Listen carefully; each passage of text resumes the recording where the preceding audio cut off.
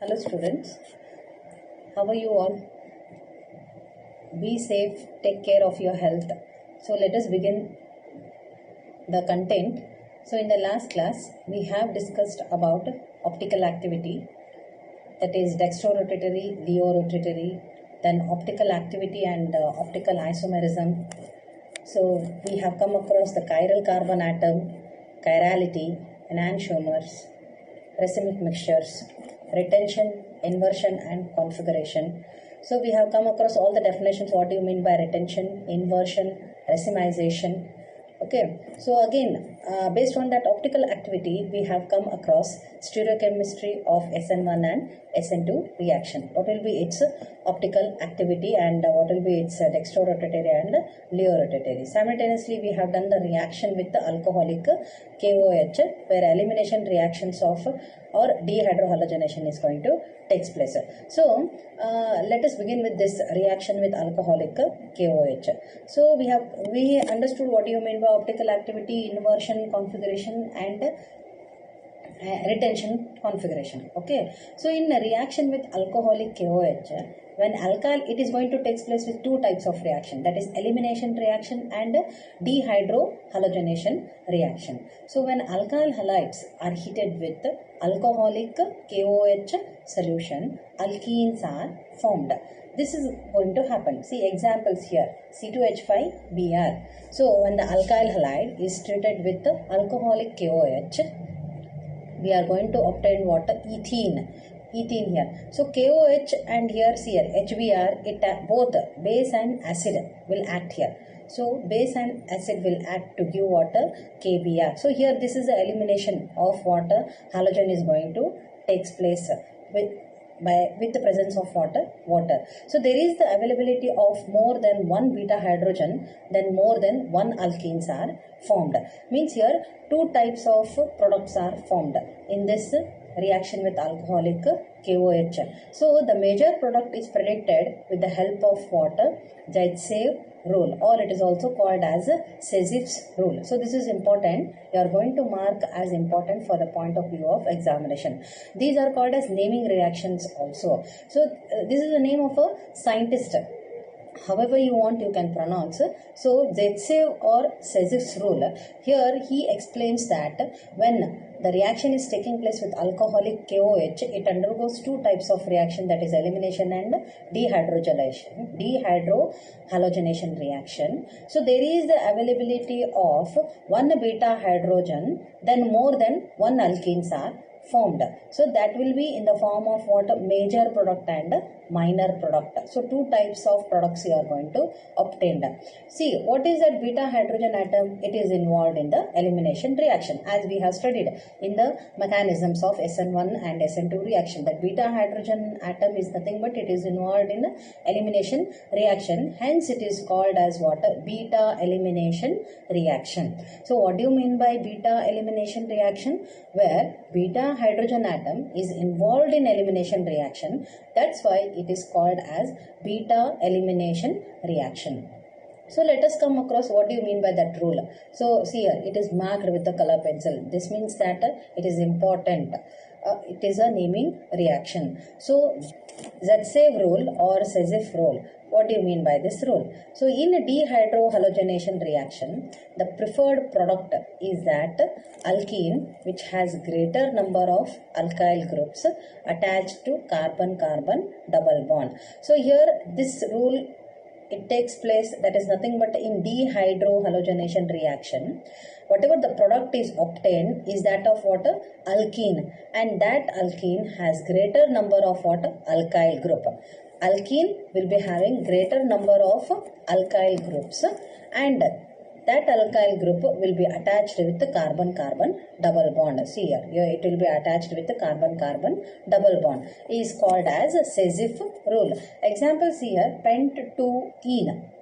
Pent-2-ene, it is a major product.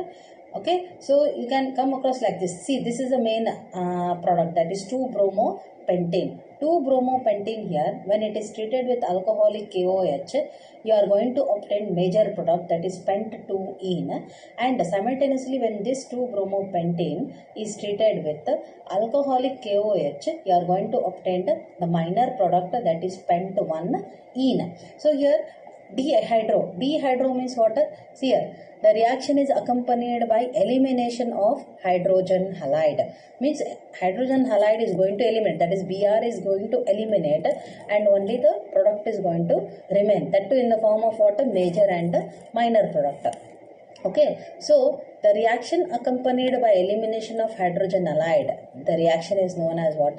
Dehydrohalogenation. So in this Br is present here. Okay, but here in the major and the minor product you can see Br is not there. So in both this major and minor, Br is removed out. That is called as what? Elimination. So it is a poorer reaction. What is this? The elimination or dehydrohalogenation is what? It is one of the poorer reaction. And why alcoholic KOH is used here? Alcoholic KOH is nothing but it is a dehydrohalogenating agent. Okay, so you can ask why it is in the presence of alcoholic KOH only. Why means because it is one of the very good dehydrohalogenating agent. That's why we are using alcoholic KOH. Okay, so here we complete the stereochemical aspects of SN1 and SN2 mechanisms. Let us continue with haloalkanes only, the reaction with the metals. So, which are the metals? You have come across some of the alkali metals. When you were in first year in S block elements, you have come across some of the alkali and alkaline earth metals and some of the active metals. So, you know it very better that the name of active metals. So which are those? Like sodium, potassium, magnesium. So these are some of the active metals are there. Okay, so keep it in your mind. Again, this is 1 mark question for your examination. Which are the active metals? Okay, so most of the alkyl halide reacts with certain metals to give carbon metal bond. Such compounds are known as what? Organometallic compounds. Even this will be a 1 mark question. What do you mean by organometallic compounds? So most of the alkyl halide reacting with certain metals to give what? A carbon metal bond. So it reacts with metals to give carbon metal bond. Such compounds are known as organometallic bond. Examples you can take Grignard reagent. So Grignard reagent, it is one of the best organometallic compound. Then what do you mean by this Grignard? Again, Grignard is your new uncle. So children, what I'll do, whoever scientist will come, so many scientists will come in organic chemistry and their reactions are there. So those all are your new uncle. So you have to remember your uncle's name and you have to move further. So what all they discovered and what are their reactions. So Grignard is a scientist. He is your new uncle. So he introduced this and with water with organometallic compound. So it is called as what? A Grignard reagent. Very important for examination. So Grignard reagent, when alkyl halide or aryl halide, okay, or alkyl halide is treated with magnesium metal. See, underline this while taking down the notes. Here specially I told with active metals it is going to react. Now which metal Grignard is taking? He is taking magnesium metal. So magnesium metal, especially in the presence of dry ether. See here, in the presence of dry ether, an addition product of the formula. So RMgX is called Grignard reagent is formed. So here, especially when Grignard reagent, if I say or if you hear, suddenly this formula should come to your mind. What is that? RMgX. What is R? R is nothing but alkyl or aryl halide or alkyl halide. Okay. You can name it as alkyl halide only. Okay. So Mg is what here? It is nothing but the metal. So he is using Mg only. X any of the halides. So Grignard reagent, what is the formula for Grignard reagent? RMgX. And when RMgX comes or Grignard reagent comes, you have to remember what? Dry ether. You should not forget this. Whenever the RMgX or Grignard reagent in the presence of dry ether. So this is called as what? A Grignard reagent. See example, this is a general formula. Rx plus Mg. in the presence of dry ether, we are going to obtain RMgX. This is a Grignard reagent. Example C, let us put the example. When ethyl bromide on warming with magnesium in the presence of dry ether, it forms ethyl magnesium bromide. Okay, see here, it is written in the form of equation. C2H5Br plus Mg in the presence of dry ether, what is obtained? Ethyl magnesium bromide is obtained. Same as one more example you can take for methyl bromide. CS3Br plus Mg in the presence of dry ether, methyl magnesium bromide is obtained. So in Grignard reagent, the carbon magnesium bond is covalent, while magnesium halogen bond is essentially ionic. Okay, why it is? See, carbon and magnesium, it contains carbon, so it is a covalent.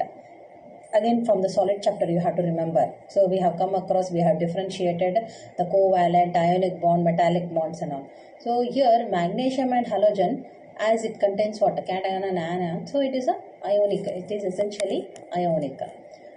Okay, so this is about Grignard reagent. So what is the importance of dry ether now? Why we are using dry ether only? You can ask, madam, there and all we have used KOH, NaOH, in the presence of other thing will be there. Why this dry ether only came? Organic solvent. So dry ether, it is nothing but it acts as a inert solvent due to what? High polarity. Grignard reagents are reactive. Okay, so they readily react with what? Any source of protons, such as what? This dry ether, they easily react with what? Protons sources such as what? Water and alcohol, ammonia, to give what? Hydrocarbons.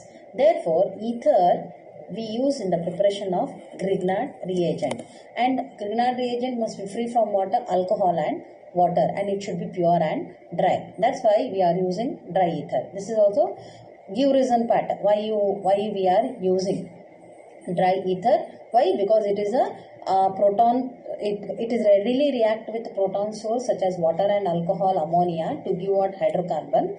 So we are using dry ether in Grignard reagent, so that the Grignard reagent must be free from alcohol and water, and it should be pure and dry. Okay, next coming to one more reaction, that is Wurtz reaction. Wurtz, Wurtz reaction. It's one more uncle, your uncle Wurtz, after Grignard Wurtz reaction. When alkyl halide is heated with sodium metal, see here one more metal, there magnesium, Grignard, Wurtz, he took a sodium metal in the presence of dry ether, 2 molecules of alkyl halide to give a molecule of higher alkane. See here Wurtz, he is taking metal sodium. This is a general equation, Rx plus 2Na plus Rx. In the presence of dry ether, we are going to get, it is going to react with the higher alkanes to give 2NaX. See, when ethyl bromide is heated with sodium in the presence of dry ether, N-butane is formed. See, ethyl bromide. You can write it down here below. While taking down the notes, you have to write this organic chemistry notes. Then only you will become perfect. All reaction equations, general reaction and naming. This is called as what? A naming reaction, as I told you. Wurtz reaction and all naming reaction. So, you can write down below this. C2H5Br is ethyl bromide. Is treated or heated with sodium in the presence of water, dry ether. You are going to obtain the N-butane is formed. So this is also one more reaction. So we have come across what? The Grignard reagent, then Wurtz reaction. So here completes the haloalkanes part. Okay, so in this chapter it was 2, that is haloalkanes and haloarenes. So let us review the haloalkanes, what all you have studied before going to haloarenes. So in haloalkanes we have come across what do you mean by haloalkanes, the classifications of haloalkanes, types of haloalkanes, nomenclature, that is common name and IUPAC name. Then we have come across what the nature of CX bond. Yes, the nature of CX bond. Then we have come across the physical properties of haloalkanes, chemical properties of haloalkanes, then methods of preparations of haloalkanes.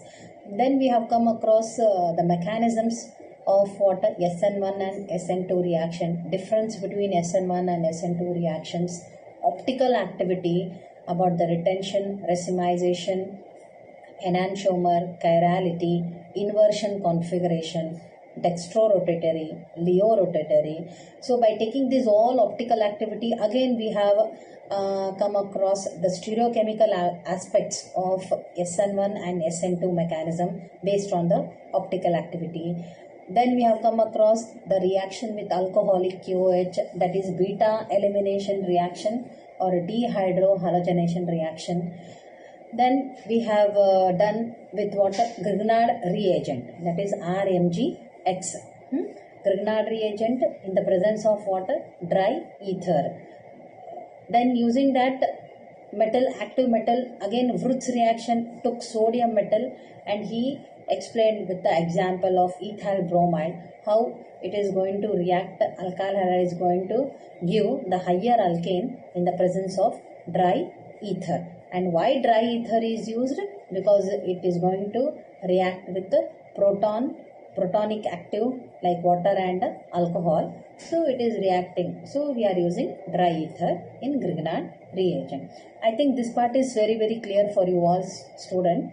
Haloalkanes is very important chapter for your examination and this part is clear, I think so. So next we'll move on to haloarenes. So definitions and all already have discussed. We'll discuss it in the next class. Thank you.